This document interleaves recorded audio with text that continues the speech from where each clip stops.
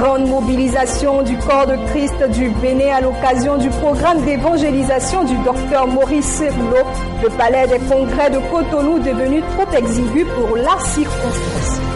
Les fidèles de la mission évangélique La Puissance de la Foi, fiers de leur leader, organisent une cérémonie d'hommage pour honorer le Père. Les détails dans ce journal. Et enfin, l'actualité africaine, c'est le sommet de la communauté économique des États de l'Afrique centrale. 50 milliards de francs CFA à mobiliser contre Boko Haram.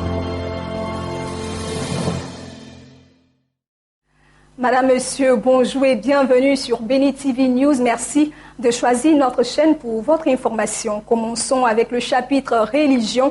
Exceptionnelle mobilisation du corps de Christ du Bénin au programme d'évangélisation du docteur Maurice Serroulot. La grande salle du palais des congrès de Cotonou était trop petite pour accueillir ce monde venu à la recherche de la connaissance. C'est au son des louanges de ces femmes que l'envoyé du Seigneur, le docteur Maurice Serroulot, a fait son entrée majestueuse dans la grande salle rouge du palais des congrès de Cotonou. Cette salle pleine comme un œuf est devenue trop petite pour la circonstance. Voilà le résultat du colossal travail de mobilisation abattu par l'évêque Josué Aounou et son équipe. De tous les coins du Bénin, le peuple de Dieu a accouru pour écouter le message qui lui a été envoyé. À une époque où les forces du mal réclament l'Afrique, l'Église doit se lever pour leur barrer la route. Le visage contre terre. Le visage contre terre. Kind of Africa you will have. N'abandonnez pas l'Afrique. Will depend on you. L'avenir de l'Afrique est entre vos mains. It will depend on you. Elle dépend de vous. This nation will depend on you. Cette nation dépend de vous. The economics of this nation will depend on you. L'avenir de cette nation dépend de vous. The peace of this nation will depend on you. La paix de cette nation dépend de vous. On you. De vous. Oh my God. Mon Dieu. My God. Mon Dieu. My God. Mon Dieu. Que quelqu'un élève la voix. Ask God to honor you. Mais pour tenir ferme et fort en face de l'ennemi, le corps du Christ devra faire la paix en son sein en s'élevant au-dessus des cloisonnements et des barrières dénominationnelles. You don't think God would give his son to form a Pentecostal organization? Vous ne pensez quand même pas que Dieu allait donner son fils pour créer une dénomination pentecôtiste? Assemblies of God, L'Assemblée de Dieu, Church of God. l'Église de Dieu. God did not give birth to these man-made organizations and denominations. Dieu n'a pas donné naissance à ces organisations humaines. So don't let them divide you. Alors ne permettez pas à ces choses de vous diviser.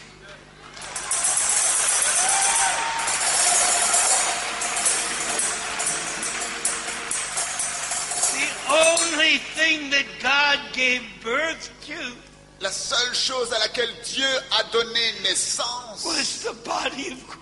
c'est le corps de Christ. The body of Christ. Le corps de Christ. The body of Christ. Le corps de Christ. L'Église en Afrique doit identifier l'ennemi qui menace sa paix et sa stabilité dans cette génération et le traiter rigoureusement tel qu'il est dans la prière. Nous vous proposons à présent de suivre la réaction de certains participants à ce programme. Nous sommes très ravis.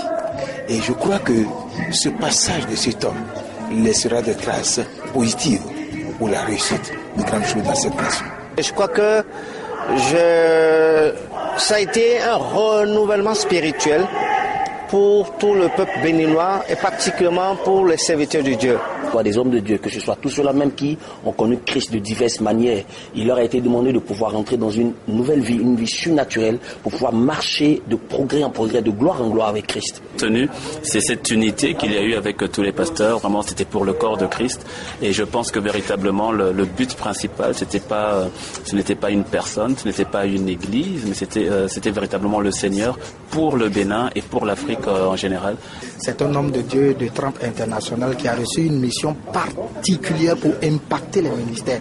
Alors juste sa présence ici peut donner une autre tournure à mon ministère, une autre tournure à tous les hommes de Dieu qui sont arrivés, parce que il a fait ce que la Bible appelle le transfert d'onction, et ce transfert d'onction apporte un changement définitif dans la vie des hommes de Dieu.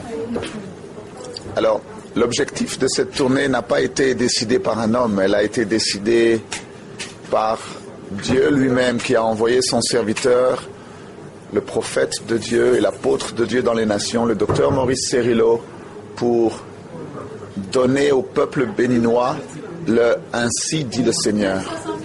Et cette parole, qui est toute spéciale, est de dire que Dieu est prêt à libérer une force surnaturelle, à libérer un nouveau commencement dans le peuple de Dieu.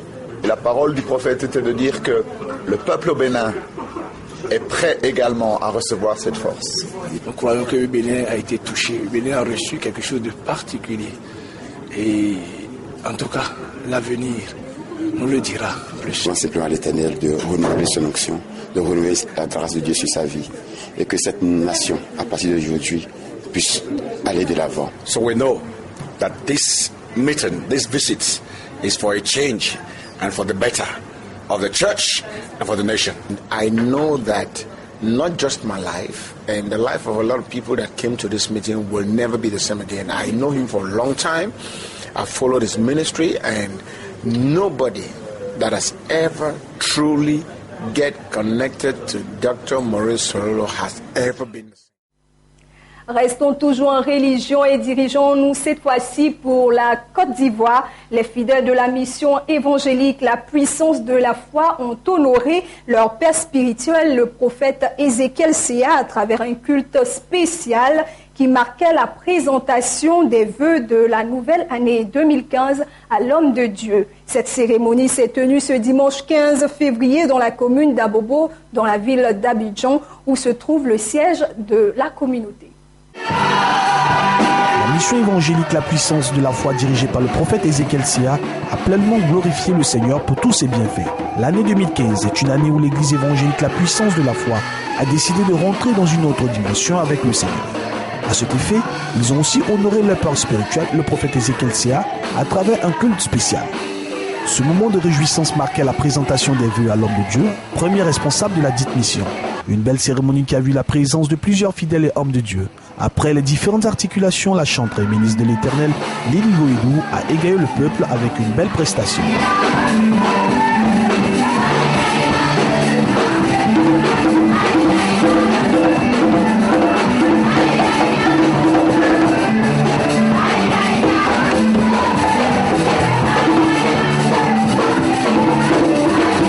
La nourriture spirituelle a été le soin du révérend Ngoy, qui est allé en eau profonde pour instruire le peuple, qui a effectué nombreux le déplacements afin de venir s'abreuver à la source de la parole.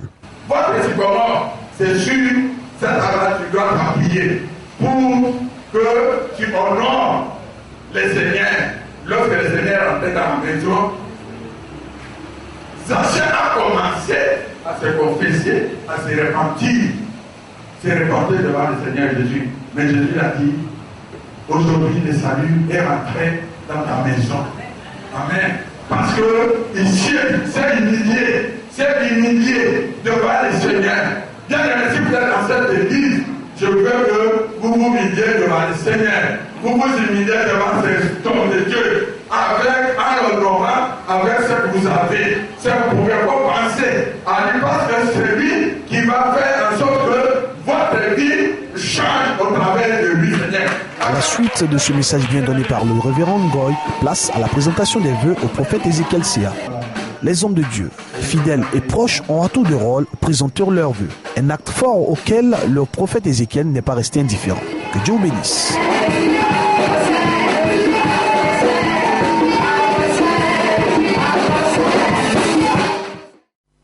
Restons toujours avec les fidèles de la mission évangélique La Puissance de la Foi et leur réaction. Vraiment, je suis vraiment content, ému pour ce que mon peuple vient de faire. Et vous savez, ça encourage encore les hommes de Dieu de mieux travailler, de mieux s'occuper de ses fidèles. Non, ce n'est pas le retour que nous cherchons, mais la reconnaissance. Ce que nous faisons pour ce peuple-là. Jour et nuit, lorsque nous dormons, nous sommes couchés même parfois sur le lit conjugal. Et ces fidèles nous appellent. Nous laissons tout et nous rentrons le lieu où ils se trouvent et on prie pour eux. Que lorsqu'ils font ces gestes, ça encourage, ça met l'homme de Dieu véritablement à dire, véritablement, j'ai un peuple. Mais un peuple qui a les bras véritablement abaissés, l'homme de Dieu ne peut pas avancer. Alors, véritablement, cette manière que mon peuple m'a honoré, véritablement, je suis heureux. Moi, j'ai été très honoré en cette nouvelle année par tous les fidèles de ce ministère. Ils m'ont épaté. Ils m'ont envoyé des dons en nature, en offrande, de tout. Moi, ils voyaient qu'en retour, que Dieu les bénisse. Pour que ce don qu'ils ont fait, ces différents dons aient un impact dans leur vie jusqu'à la fin de leur jour. Que Dieu du haut des cieux les bénisse puissant. Ce matin, je suis en joie parce que ce n'est pas permis à tous les hommes de Dieu d'avoir un longue vie, d'avoir la santé. Aujourd'hui, nous, le peuple de Dieu, qui a mis la main sur nous, ce matin, nous sommes contents de lui donner des présents de l'amour du Seigneur.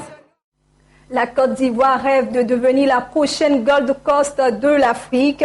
Déjà leader sur le marché international du cacao, les autorités ivoiriennes ambitionnent désormais de devenir un important producteur d'or. Le pays projette d'ouvrir une mine d'or par an dans les 5 prochaines années.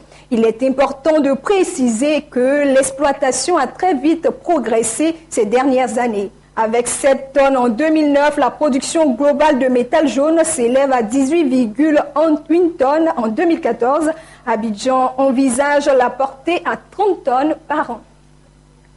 Les chefs d'État de l'Afrique centrale qui forment la communauté économique des États de l'Afrique centrale se sont réunis pour tenter d'élaborer une stratégie commune afin de lutter contre le groupe islamique nigérian Boko Haram.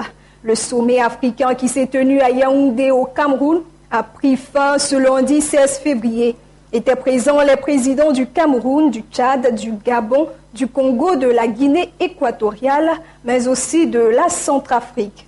Idriss Déby, président tchadien, président aussi en exercice de la communauté économique des États de l'Afrique centrale, a dit vouloir au thème des travaux de cette réunion des actions immédiates et concrètes.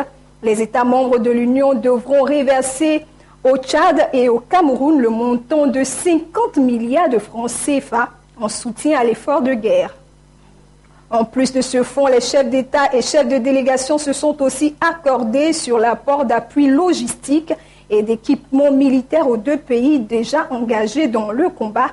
Action à dimension sociale et de développement en direction des localités et des populations exposées à la menace de ces djihadistes est sur la feuille de route de ce vaste programme.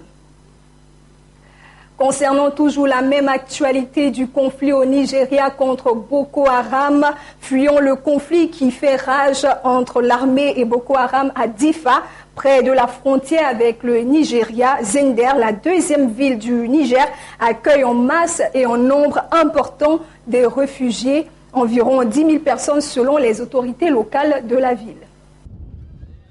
Le toit couvert de bagages, en voiture ou en bus, ils sont des centaines à fuir les violences du groupe islamiste Boko Haram à Difa, à la frontière avec le Nigeria. Zender, la 2e ville du Niger, est devenue le refuge de nombreuses familles.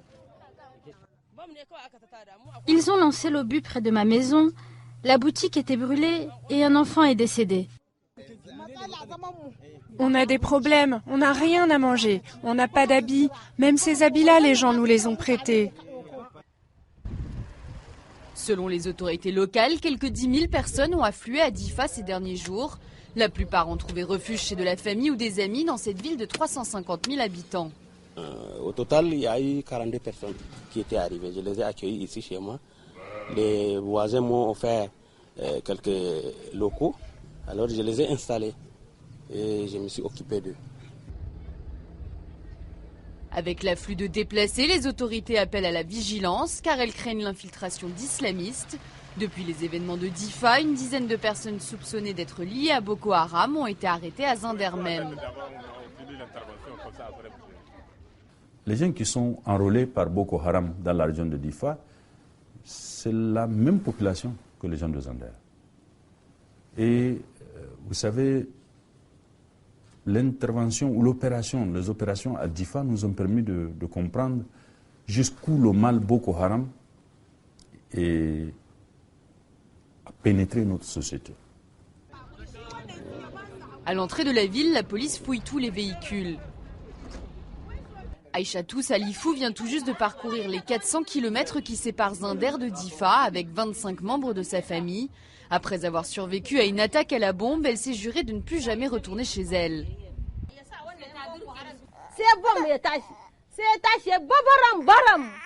Une bombe a explosé. L'explosion a fait badaboum badaboum. On s'est posé la question, c'est quoi? On a vu tout d'un coup, tout était sombre. Quelques instants après l'explosion, j'ai constaté que parmi des personnes qui étaient à côté de moi avant l'explosion, il y en a qui ont des bras amputés, qui sont éventrés, les jambes arrachées. À ce moment-là, selon ce que j'ai vu, il y avait 25 blessés.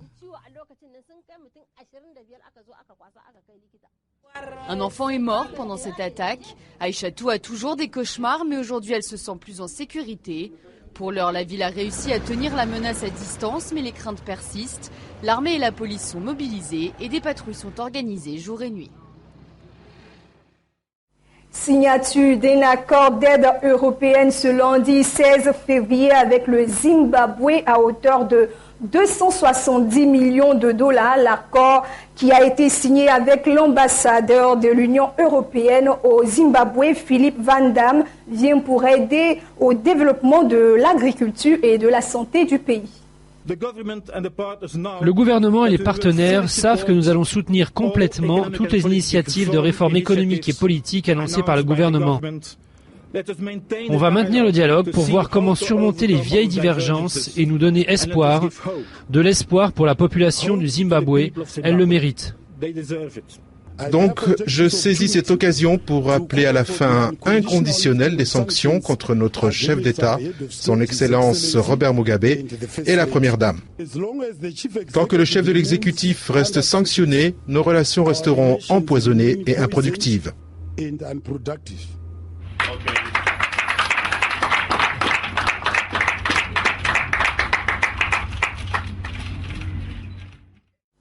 L'actualité, c'est aussi le contrat qui a été signé entre la France et l'Égypte. La France a signé lundi 16 février au Caire le premier contrat d'exportation de son avion de combat Rafale avec l'Égypte qui achète 24 exemplaires de ce fleuron de l'industrie aéronautique française. Dans les relations franco-égyptiennes, on affronte actuellement cette période qui exige. La stabilité de l'Égypte est un élément important pour la stabilité des pays de la Méditerranée, dont les pays européens et plus particulièrement votre pays qui a récemment vécu des attentats terroristes. 24 avions vont ainsi rejoindre les forces armées égyptiennes aux côtés d'une frégate multimission et de missiles de courte et moyenne portée. Le Rafale est un avion unique. Il est le meilleur pour relever les graves défis de sécurité qui se présentent à nous dans ces temps troublés. Et aujourd'hui, nos deux pays mènent un combat commun contre le terrorisme.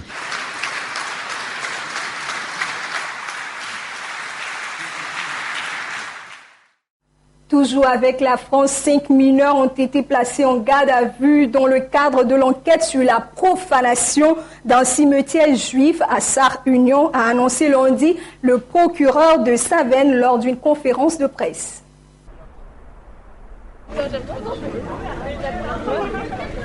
Moi, je pensais même pas que ça pouvait arriver, ça. Surpris et choqué. Choqué surtout parce que voilà, c'est des gens, surtout qu'on croise peut-être tous les jours, qu'on voit pas en eux des gens capables de faire ça, quoi. Il y en a qui disent que c'est une bêtise, d'autres qui disent que c'est vraiment volontaire.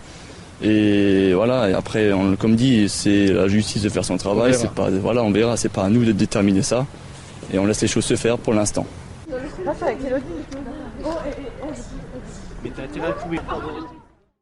Refermons ce journal avec une note de culture religion avec la présentation d'un album musical, celui de la chantre bénie, ce samedi 14 février 2015 à la chapelle des Moissonneurs à Abidjan. Le chantre béni a présenté officiellement sa toute première œuvre musicale. Elle est intitulée « Jésus est le plus fort ». Mireille Konon. Jésus le plus fort, nouvel album du pasteur chantre Clément Prince de Dieu. Un album de 8 titres qui communique la grâce, la faveur, la guérison et surtout la puissance du Seigneur dans la vie de ses enfants. C'est le tout premier album qui a été présenté au corps de Christ ce samedi 14 février à la chapelle évangélique des Moissonneurs d'Abidjan, dirigée par le pasteur Clément Prince de Dieu. Durant cette belle cérémonie, la chantre a montré un aperçu aux invités.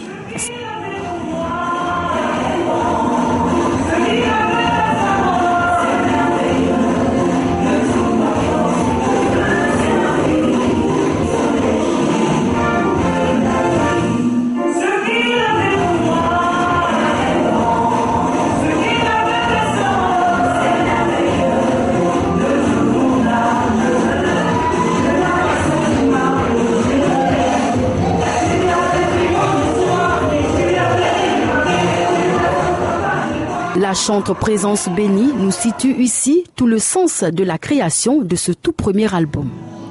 Le message que le Seigneur m'a donné pour son peuple, c'est de dire qu'il est le plus fort, d'avoir confiance en lui. C'est une manière à emmener le corps de Christ à se réveiller, à avoir plus confiance en l'Éternel, parce qu'il est un Dieu qui ne ment pas. Comme sa parole atteste, il ne sommeille ni ne dort. Quelle que soit la situation qui va se présenter à toi, il faut toujours avoir les regards fixés sur Christ. Un message déjà compris et apprécié par le corps de Christ. C'est donc tout naturellement que Présence bénie a procédé à la dédicace de sa toute nouvelle œuvre musicale pour l'avancement de l'évangélisation. Une très belle cérémonie dans l'ensemble. D'autres chantres sont venus partager ce moment important avec la chantre qui fait ses premiers pas dans l'univers musical. Présence bénie à l'état civil, Agbesiapé Émilie Adjo Emefa est de nationalité togolaise. Elle est l'épouse du pasteur Clément Prince de Dieu, fondateur de la chapelle évangélique des Moissonneurs. Mère de 3 beaux enfants, la chantre Présence bénie se révèle être un canal d'évangélisation pour la louange et l'adoration, pour proclamer le puissant nom de Dieu pour une présence bénie sur terre. Amen.